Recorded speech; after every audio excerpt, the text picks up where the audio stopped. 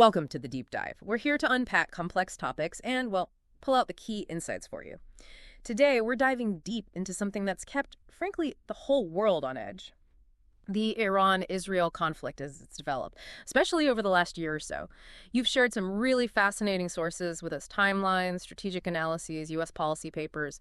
It's quite a stack. Our goal today, cut through that noise, give you a clear picture of the players, the really critical moments, and, what it all actually means. Yeah, and what's really striking looking at these sources is the shift. We had this long-running proxy conflict, right, fought through other groups. But 2024, that really changed. It moved into direct state-on-state confrontation. A whole new level. Exactly. It's not just regional anymore. These are global dynamics playing out. As the sources make pretty clear, the stakes are just much, much higher now. Okay, let's get into it then. Our sources, they trace this way back to the 1979 Iranian Revolution. That was the moment Iran's stance towards Israel really hardened, setting up this decades-long proxy conflict. Right, the shadow war. But 2024, that felt different, a truly new chapter, much more direct. Definitely. The shift to direct confrontation, key escalations of 2024. So the fuse, it seems, was lit pretty early in 2024. April 1st, Israel strikes an Iranian consulate building in Damascus, Syria. And this wasn't minor. 16 people killed, including some very senior Iranian officials. Yeah, Mohammad Reza Zahedi, a top Quds force commander. That's the IRGC's external operations arm, very important figure. Our sources really flagged this Damascus strike as a major, major turning point. Iran basically said, okay, we will retaliate directly. Put them in a tough spot. It really did. How do you respond directly without, triggering something even bigger? Yeah. But respond, they did. April 13th. First, Iran and its allies, the Axis of Resistance, they seized an Israeli-linked ship, the MSC Ares, in the Strait of Hormuz, and then came the big one. About 300 drones, multiple ballistic missiles launched directly at Israel. Unprecedented. Wow. And the response to that attack is also fascinating. The international element, the U.S., UK, France, even Jordan, they didn't just condemn it, they actively helped shoot things down. Over 100 Iranian drones intercepted before they even reached Israeli airspace. So despite the scale of the attack, the actual damage was relatively minor. Nevada Air Base took some hits. Minor damage there, yes. And tragically, a young Israeli Bedouin girl was critically injured. But overall, about 99% of the projectiles were downed. Incredible interception rate. It really was. And it sent a message, I think, about Israel's defensive capabilities and the international support it could call on. So Israel retaliated on April 19th, but it was contained. But relatively, yes. They hit a military base and a radar system near Isfahan, close to the Natanz nuclear site. It seemed like a signal, a carefully calibrated one. Trying to de-escalate. Maybe. Or maybe just showing capability without triggering an all-out war. Both sides seemed to take a step back, but you felt it was only temporary. It was like they were testing each other's red lines. Summer and fall 2024. A series of assassinations and intensified conflict. Right, because that pause, it definitely didn't hold. Summer 2024 saw things heat up again, intensely. July 31st, 2 huge assassinations. Ismail Haniyeh, the Hamas political leader, killed in Tehran. And Fuad Shukr, a top Hezbollah commander, hit in Beirut. Back-to-back blows. And immediately, Iran and Hezbollah promised payback. You could just feel the tension ratchet up again. Oh, yeah. And that led straight into major clashes between Hezbollah and Israel in September. Israel even stated a new war aim, getting its displaced northern residents back home safely. Then came that really disturbing pager and walkie-talkie incident mid-September. Horrific. Thousands of devices exploding across Lebanon and Syria, killed over 40 people, injured thousands more, widely attributed to Israel targeting Hezbollah operatives. A truly novel and terrifying tactic. Absolutely.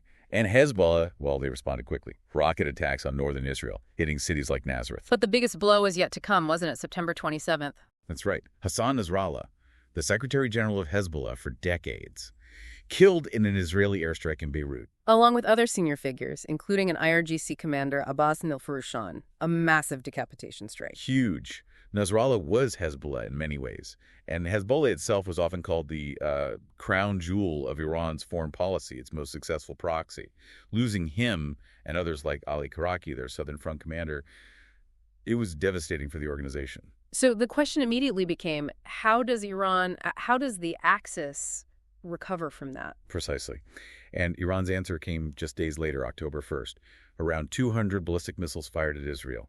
They explicitly linked it to the assassinations. And Israel hit back again? Yes, on October 26th, strikes inside Iran. Reports suggested these attacks significantly damaged Iran's ballistic missile production capabilities, maybe set them back a year, and also degraded their air defenses. The axis of resistance under pressure. Iran's strategic conundrum. So, looking back at 2024 through these sources, the picture is pretty stark. Major setbacks for Iran's axis of resistance. Hamas in Gaza significantly weakened, Hezbollah taking massive leadership losses, and then in December, the Assad regime collapsing in Syria. Exactly. Assad's fall was a huge strategic blow for Iran, too. Syria was the land bridge, the key conduit for weapons and influence to Hezbollah and others. So you put it all together, the proxies are degraded, Iran's own direct military actions didn't perform perhaps as well as hoped against Israeli and allied defenses. It leaves Tehran in a really difficult position. A deep strategic conundrum. Their traditional methods of projecting power through proxies, through asymmetric means, they're looking less effective, more vulnerable.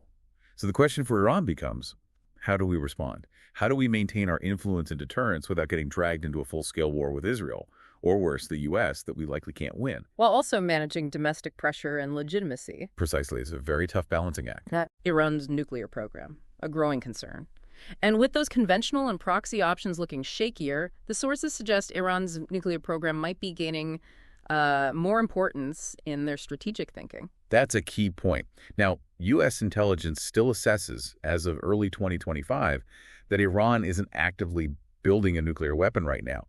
But, and this is huge, but they also say Iran could enrich enough uranium for potentially more than a dozen bombs within weeks if they made the political decision to do so. Weeks? That's incredibly fast. It is. And look at the enrichment levels. As of March 2025, they'd reportedly increased their stockpile of 60% enriched uranium by about 50% just since November 2024. And going from 60% to 90% weapons grade, that's relatively quick, right? Much quicker than going from, say, 5% to 60%. It's the last major step. CIA Director Burns even said back in October 24 that Iran could potentially produce enough highly enriched uranium for one weapon in a week or a little more. Wow. So has the internal debate in Iran shifted on actually building a bomb? That's the million-dollar question. The sources note what they call an erosion of a decades-long taboo on even publicly discussing weaponization in Iran. So maybe a real shift or maybe just posturing, trying to force talks. It could be either or both. It certainly raises the stakes for everyone else. U.S. policy and involvement, maximum pressure and sticky power. And the U.S. has obviously been right in the thick of this, consistently calling out Iran's support for terror groups, its missile program, its nuclear ambitions. President Trump, coming back into office in February 2025, he pretty quickly reimposed that maximum pressure policy. Right, using sanctions, diplomatic isolation, the threat of force, trying to compel Iran back to the table, essentially, and force concessions on the nuclear program and regional activities. But it's not just pressure, is it? There's this other angle, this sticky power. Yeah, that's an interesting concept the sources highlight. Leveraging economic ties, interdependence. Look at Trump's trip to the Middle East in May 2025. Over $1 trillion in reported long-term investment deals with Saudi Arabia, Qatar, the UAE. Huge numbers. The idea is to weave the U.S. economy more deeply into the region, increase American influence, and strengthen those regional partners as counterweights to Iran. Make it harder for countries to drift away, essentially. Interesting. So maximum pressure and maximum entanglement. Kind of. And at the same time, despite the tough talk, you still had direct U.S.-Iran talks happening in April 2025 through Oman. Focused on the nuclear program, restrictions for sanctions relief. That was the core issue, yes. Trump's stated goal, total dismantlement, or at least a complete ban on all uranium enrichment, Right. though maybe allowing a civilian program. But Iran says enrichment is non-negotiable? Seems like an impasse. A fundamental one, That's tough. especially when you factor in Israel's position, reportedly favoring military action, demanding full dismantlement, seeing an Iranian nuclear capability as an existential threat, makes diplomacy incredibly difficult. Trump's 2-week deadline, diplomacy or deception. Which brings us right up to the present moment, or very close. June 20th, 2025. President Trump announces he'll decide within 2 weeks whether the U.S. will intervene directly in the conflict. This 2-week pause. What's going on there? Is it genuine space for diplomacy? Or something else entirely? Well, it's classic Trump, isn't it? Creates uncertainty, keeps everyone guessing. He's threatened, massive bombing if there's no deal, but also says he prefers diplomacy. So what are the theories? Our sources must offer some interpretations. They do. Several possibilities. One, it's a real pause for last-minute talks. Give diplomacy one final chance. Two, it's a strategic delay. allows the U.S. military to reposition assets, maybe move aircraft or ships out of harm's way from vulnerable bases. Makes sense. 3, maybe it's more cunning.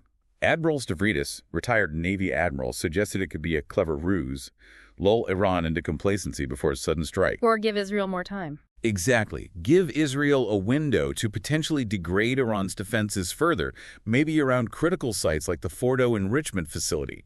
Soften them up, so to speak. So many possibilities. It certainly puts immense pressure on Tehran. And keeps the world holding its breath. The ambiguity is part of the strategy. Even as these high-stakes Geneva talks between Iran and European powers are apparently ongoing. Outro. Okay, so wrapping up this deep dive. It's clear the Iran-Israel conflict has undergone a massive transformation. From proxies and shadows to direct, dangerous clashes, it's forced everyone to rethink their strategies. Iran's axis of resistance has taken serious hits. Undeniable setbacks, yes. Pushing their nuclear program perhaps more central, just as the U.S. ramps up maximum pressure in this sticky power diplomacy. It's this incredibly complex, volatile mix of military action, intense diplomacy, shifting alliances.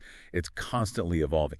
And the core tension really is fascinating. Can diplomacy, even backed by these very explicit threats of force, actually resolve the nuclear issue and Iran's regional role? Or have the direct confrontations we saw in 2024 set the region on a fundamentally different, maybe more dangerous path? It leaves a huge question hanging, doesn't it, for you, our listener, to think about. As Iran weighs its options and the U.S. navigates this really tense deadline, what is the end game here? How will all this ultimately reshape the Middle East and global stability? Definitely something to keep watching and stay informed on.